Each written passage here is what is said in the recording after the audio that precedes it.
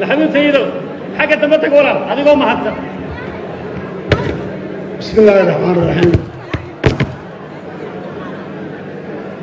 السلام عليكم ورحمة الله وبركاته.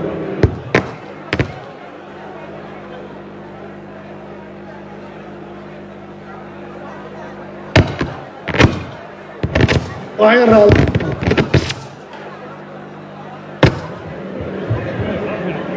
فيري مرتب بدن باينو جوجتا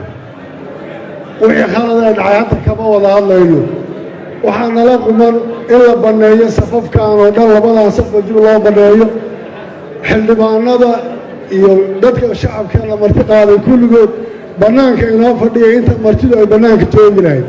hala baneeyo fadlan dadkan hala baneeyo saddexda saf ee hore saddexda waa la baneeyo xildhibaanadu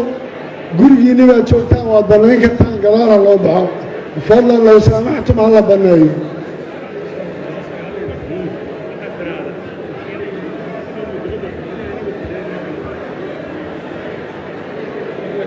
waxaan u baahanahay laba khiyaar midkood inaan qaadano ama martidu bannaanka ha fadhido ama innagu aan bannaanka tagno labadaa midaan qaadano xildhibaano